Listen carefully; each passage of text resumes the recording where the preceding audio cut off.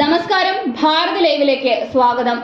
രാഹുൽ ഗാന്ധിയോട് സംവദിക്കാൻ പ്രധാനമന്ത്രി നരേന്ദ്രമോദിയെ കിട്ടില്ല. പകരം യുവമോർച്ച ദേശീയ വൈസ് പ്രസിഡന്റ് അഭിനവ് പ്രകാശ് ആയിരിക്കും ആ ചുമതല നിർവഹിക്കുക.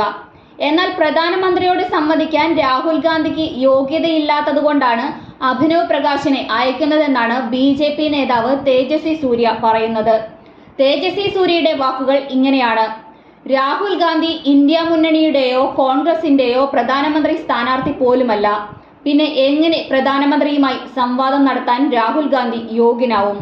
ഇത്തരത്തിൽ രാഹുൽ ഗാന്ധി യോഗ്യനല്ലാത്തതുകൊണ്ടാണ് റായ്ബറേലിയിലെ പട്ടികജാതി വിഭാഗക്കാരുടെ പ്രതിനിധിയായ 30 വയസ്സുകാരൻ അഭിനവ് പ്രകാശിനെ അയക്കുന്നത്.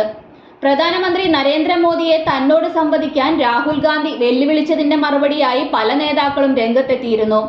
അതേസമയം പ്രധാനമന്ത്രി നരേന്ദ്രമോദിയെ സംവാദത്തിനായി വെല്ലുവിളിക്കാൻ രാഹുൽ ഗാന്ധി ഇന്ത്യ മുന്നണിയുടെ പ്രധാനമന്ത്രി സ്ഥാനാർത്ഥിയാണോ എന്ന ചോദ്യമായിരുന്നു BJP നേതാവ് സ്മൃതി ഇറാനി ഉന്നയിച്ചത്. സ്വന്തം കുടുംബത്തിന്റെ മണ്ഡലം എന്നറിയപ്പെടുന്ന അമേഠി മണ്ഡലത്തിൽ ഒരു സാധാരണ BJP പ്രവർത്തകനോട് മത്സരിക്കാൻ ധൈര്യമില്ലാത്ത വ്യക്തിയാണ് രാഹുൽ ഗാന്ധി. അങ്ങനെ ഒരാൾക്ക് മോദിയെ പോലൊരു ശക്തനായ നേതാവിനോട് സംവദിക്കാനാവുമോ എന്നും അവർ ചോദിച്ചിരുന്നു. സുപ്രീം കോടതി മുൻ ജസ്റ്റിസ് മദൻ ലോകൂർ, മുൻ ഹൈക്കോടതി ചീഫ് ജസ്റ്റിസ് AP ഷാ, ഹിന്ദുവിന്റെ മാധ്യമപ്രവർത്തകനായ N റാം എന്നിവരാണ് പ്രധാനമന്ത്രി മോദിയെയും രാഹുൽ ഗാന്ധിയെയും സംവാദത്തിന് ക്ഷണിച്ചിരിക്കുന്നത്. ഇവർ മൂവരും കടുത്ത മോദി വിരുദ്ധരുമാണ്.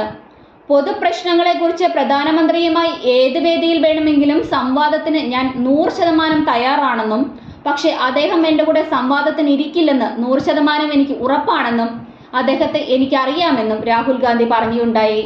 താനുമായി സംവാദത്തിന് പ്രധാനമന്ത്രിക്ക് താല്പര്യമില്ലെങ്കിൽ കോൺഗ്രസ് അധ്യക്ഷൻ മല്ലികാർജ്ജുൻ ഖാർഗെയെ സംവാദത്തിന് അയക്കാമെന്നാണ് രാഹുൽ ഗാന്ധി നേരത്തെ പറഞ്ഞിരുന്നത്.